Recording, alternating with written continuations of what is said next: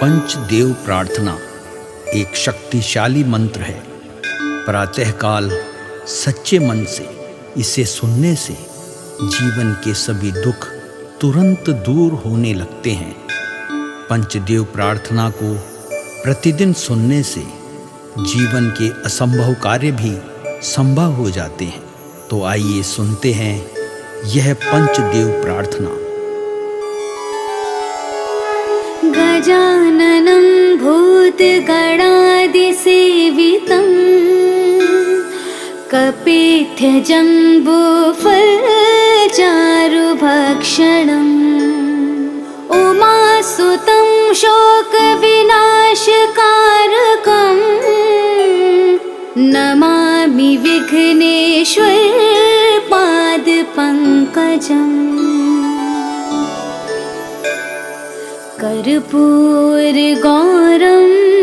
करुणावतारं संसारसारं भुजगेन्द्रहारं सदा वसन्तं हृदयारविन्दे भवं भवानी सहितं नमामि।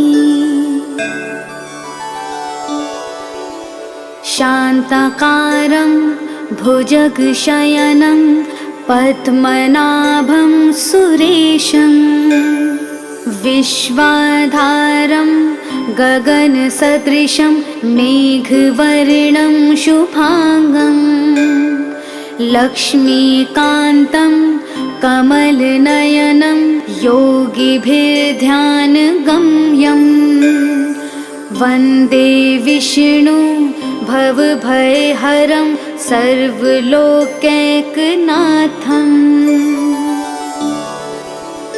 नीलाम्बुजश्यामलकोमलाङ्गं सीतासमारोपितवामभागं पाणो महासायकचारुचापं नमामि रामं रघुवंशनाथम्।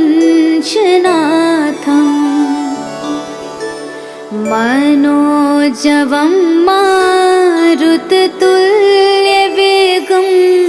जितेन्द्रियं बुद्धिमतां वरिष्ठं वातात्मजं वानुरयूथमुख्यं श्रीरामदूतं शरणं प्रपद्ये। करारविन्देन पादारविन्दं मुखारविन्दे विनिवेशयन्तं वटस्य पत्रस्य पुटेश्यानं बालं मुकुन्दं मनसा स्मरामि। या देवी सर्वभूतेषु शक्तिरूपेण संस्थिता नमस्तस्यै नमस्तस्यै नमस्तस्यै नमो नमः। नीलाञ्जनासमाभासं रविपुत्रं यमाग्रजं छायामार्तण्डसम्भुतं तं नमामि शनैश्चरम्।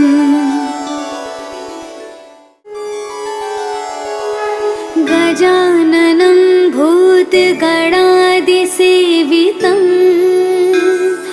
कपित्थजम्बूफलचारुभक्षणम् उमासुतं शोकविनाशकारकं नमामि विघ्नेश्वर पादपङ्कजम्। कर्पूरगौरं करुणावतारं संसारसारं भुजगेन्द्रहारं सदा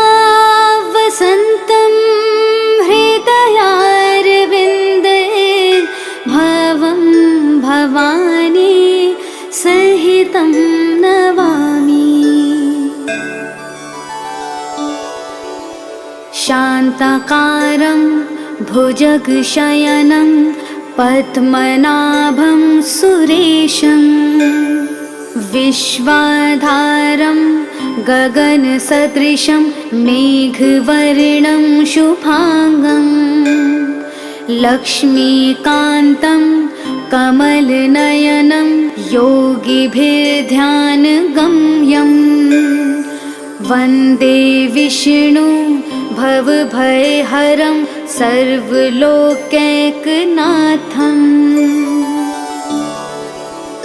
नीलाम्बुजश्यामलकोमलाङ्गं सीतासमारोपितवामभागं पाणो महासायकचारुचापं नमामि रामं रघुवंशनाथम्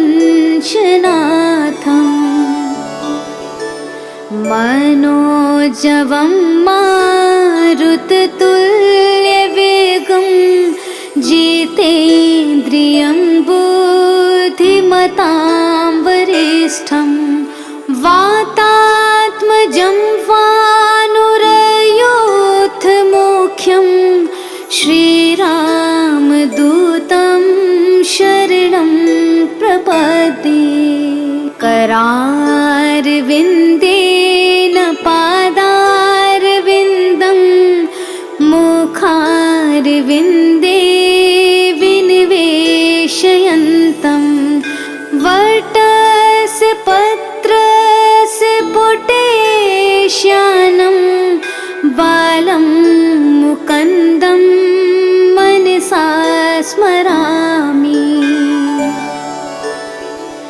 या देवी सर्वभूतेषु शक्तिरूपेण संस्थिता नमस्तस्यै नमस्तस्यै नमस्तस्यै नमो नमः। नीलाञ्जनासमाभासं रविपुत्रं यमाग्रजं छायामार्तण्डसम्भुतं तं नमामि शनैश्चरम्।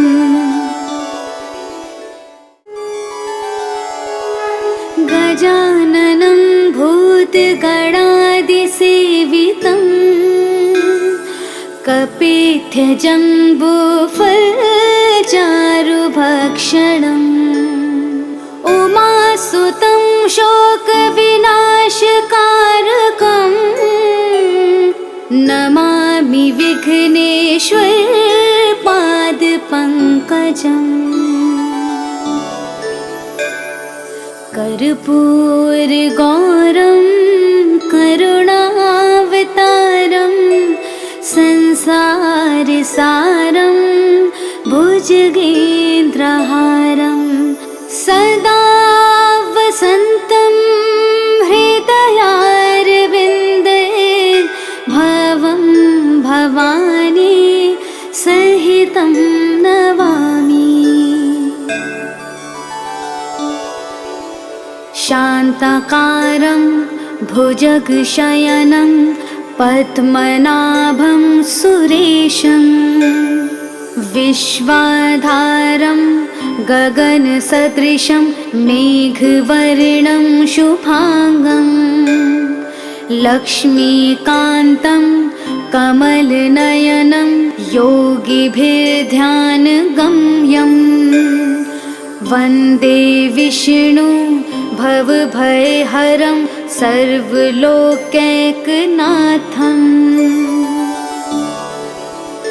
नीलाम्बुजश्यामलकोमलाङ्गं सीतासमारोपितवामभागं पाणो महासायकचारुचापं नमामि रामं रघुवंशनाथम् मनोजवं मारुततुल्यवेगं जिते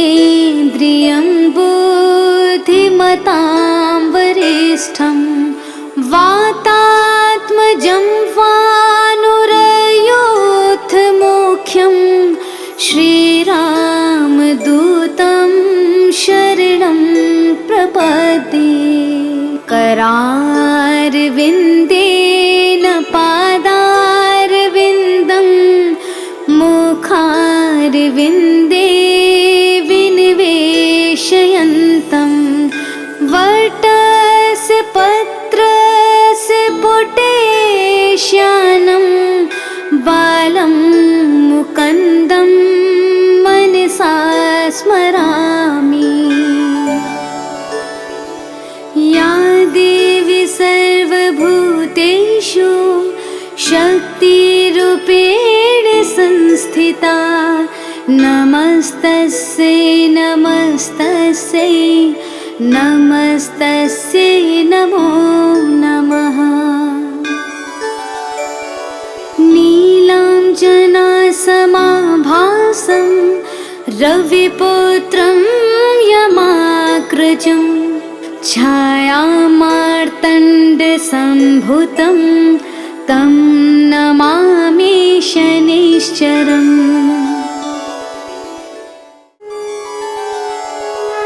गजाननं भूतगणादिसेवितं कपित्थजम्बूफलचारुभक्षणम् उमासुतं शोकविनाशकारकं नमामि विघ्नेश्वरपादपङ्कजम्। कर्पूरगौरं करुणावतारं संसारसारं भुजगेन्द्रहारं सदा वसन्तं हृदयारविन्दे भवं भवानी सहितं नमामि।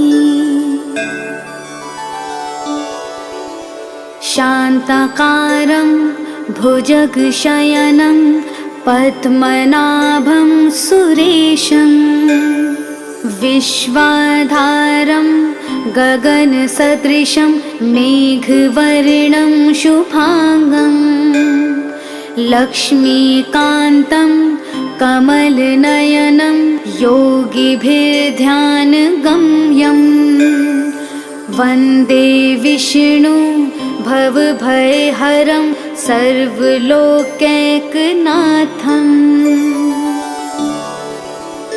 नीलाम्बुजश्यामलकोमलाङ्गं सीतासमारोपितवामभागं पाणो महासायकचारुचापं नमामि रामं रघुवंशनाथम्। मनोजवं मारुततुल्यवेगं जितेन्द्रियं बुद्धिमतां वरिष्ठं वातात्मजं वानुरयोधमुख्यं श्रीरामदूतं शरणं प्रपद्ये। करारविन्देन पादारविन्दं मुखारविन्दे विनिवेशयन्तं वटस्य पत्रस्य पुटेश्यानं बालं मुकुन्दं मनसा स्मरामि।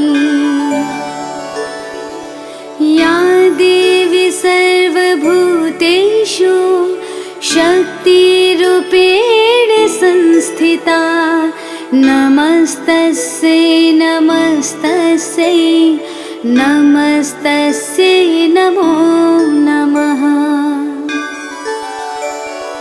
नीलाञ्जनासमाभासं रविपुत्रं यमाग्रजं छायामार्तण्डसम्भुतं तं नमामि शनैश्चरम्।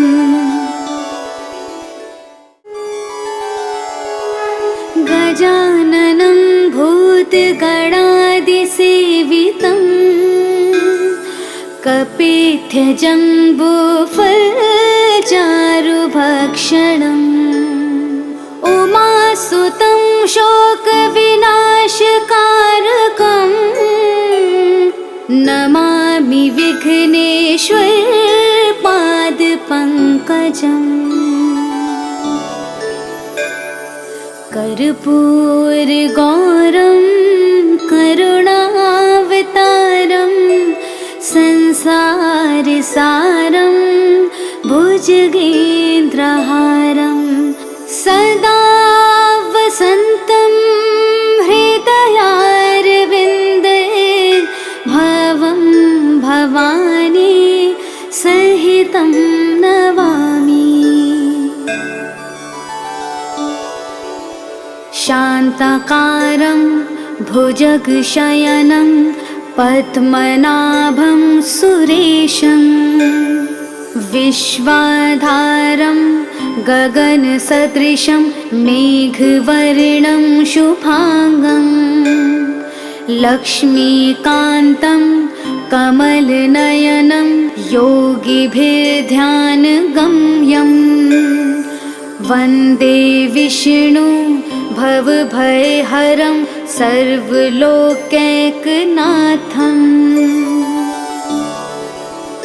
नीलाम्बुजश्यामलकोमलाङ्गं सीतासमारोपितवामभागं पाणो महासायकचारुचापं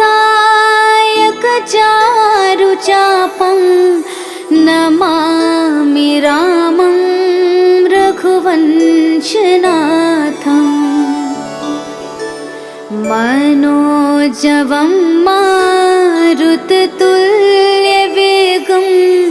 जितेन्द्रियं बुद्धिमतां वरिष्ठं वातात्मजं वानुरयोधमुख्यं श्रीरामदूतं शरणं प्रपद्ये। करारविन्देन पादारविन्दं मुखारविन्दे विनिवेशयन्तं वटस्य पत्रस्य पुटेश्यानं बालं मुकुन्दं मनसा स्मरामि। या देवी सर्वभूतेषु शक्तिरूपेण संस्थिता नमस्तस्यै नमस्तस्यै नमस्तस्यै नमो नमः। नीलाञ्जनासमाभासं रविपुत्रं यमाग्रजं छायामार्तण्डसम्भुतं तं नमामि शनैश्चरम्।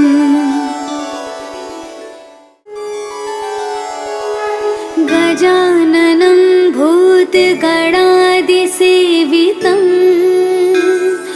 कपित्यजम्बूफलचारुभक्षणम् उमासुतं शोकविनाशकारकं नमामि विघ्नेश्वर पादपङ्कजम्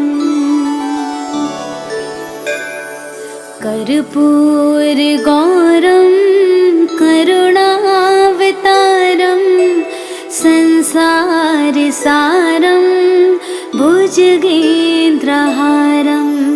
सदा वसन्तं हृदयारविन्दे भवं भवानी सहितं नमामि।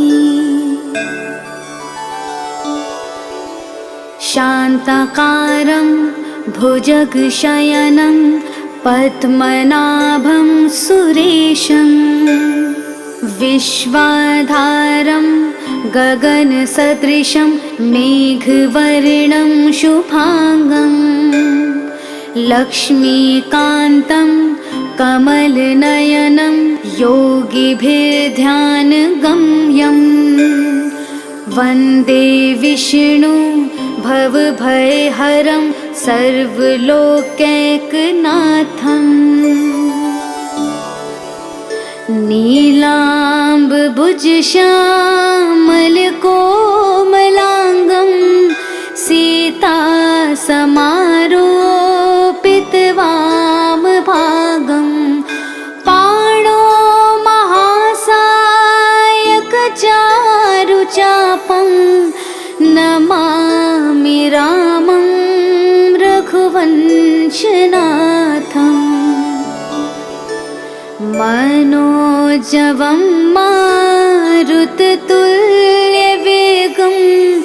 जितेन्द्रियं बुद्धिमतां वरिष्ठं वातात्मजं वानुरयोधमुख्यं श्रीरामदूतं शरणं प्रपद्ये करारविन्देन पादारविन्दं मुखारविन्दे विनिवेशयन्तं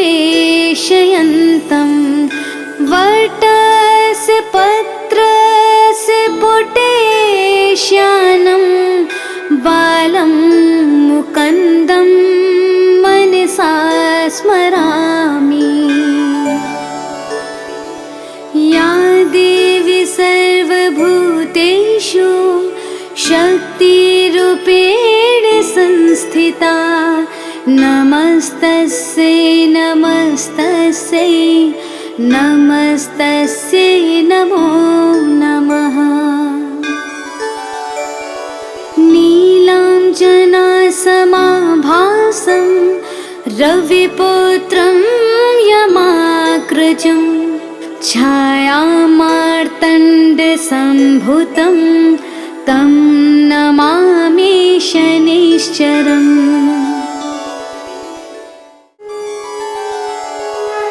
गजाननं भूतगणादिसेवितं कपित्थजम्बूफलचारुभक्षणम् उमासुतं शोकविनाशकारकं नमामि विघ्नेश्वरपादपङ्कजम्। कर्पूरगौरं करुणावतारं संसारसारं भुजगेन्द्रहारं सदा वसन्तं हृदयारविन्दे भवं भवानी सहितं नमामि।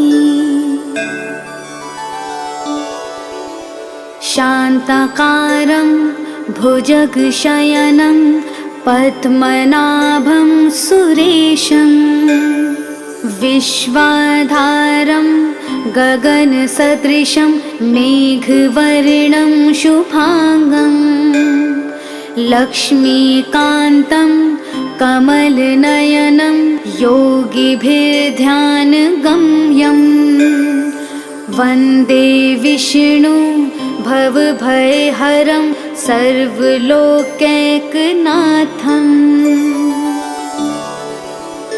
नीलाम्बुजश्यामलकोमलाङ्गं सीतासमारोपितवामभागं पाणो महासायकचारुचापं नमामि रामं रघुवंशनाथम् मनोजवं मारुततुल्यवेगं जितेन्द्रियं बुद्धिमतां वरिष्ठं वातात्मजं वानुरयोधमुख्यं श्रीरामदूतं शरणं प्रपद्ये। करारविन्देन पादारविन्दं मुखारविन्दे विनिवेशयन्तं वटस्य पत्रस्य पुटेश्यानं बालं मुकुन्दं मनसा स्मरामि। या देवी सर्वभूतेषु शक्तिरूपेण संस्थिता नमस्तस्यै नमस्तस्यै नमस्तस्यै नमो नमः।